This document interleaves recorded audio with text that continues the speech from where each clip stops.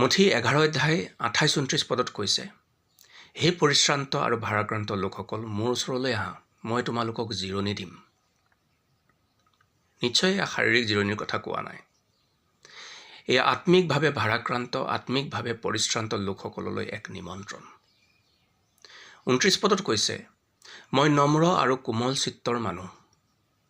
এই হেতুকে তোমালোকৰ ওপৰত মোৰ জুৱলি লোৱা আৰু মোৰ পৰা শিক্ষা লোৱা। তাতে তোমালোকে নিজৰ নিজৰ মনত জিৰণি পাবা। এয়া আমাৰ আত্মিক জিৰণিৰ কথা, মনৰ জিৰণিৰ কথা।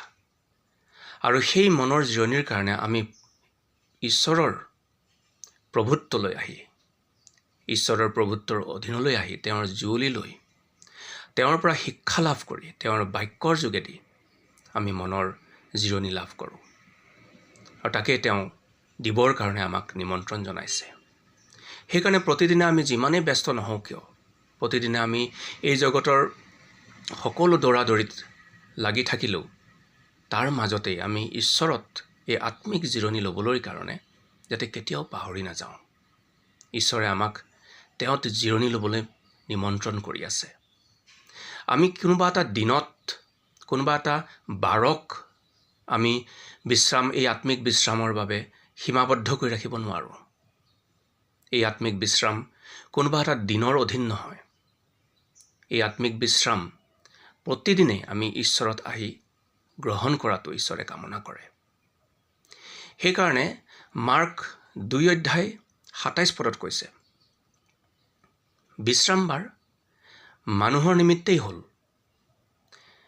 কিন্তু মানুহ বিশ্ৰামবাৰৰ নিমিত্তে নহ'ল।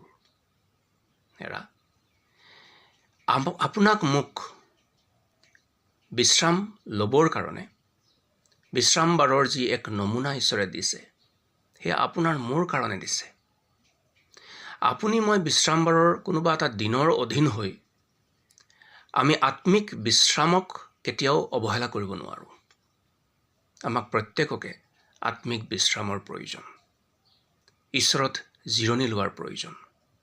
তেওঁ আমাক বিচাৰে যাতে আমি তেওঁত আশ্ৰয় লওঁ, তেওঁ দিব খোজা জিৰণি আমি যাতে গ্ৰহণ কৰোঁ, তেওঁৰ সহভাগিতালৈ আহোঁ, তেওঁৰ বাক্য অধ্যয়ন কৰোঁ, আৰু তেওঁ যি আমাক সেই আত্মিক শান্তি, আত্মিক জিৰণি, আত্মিক বিশ্ৰাম দিব বিচাৰে, তাক যাতে আমি গ্ৰহণ কৰোঁ। ঈশ্বৰে আপোনাক আশীৰ্বাদ কৰক।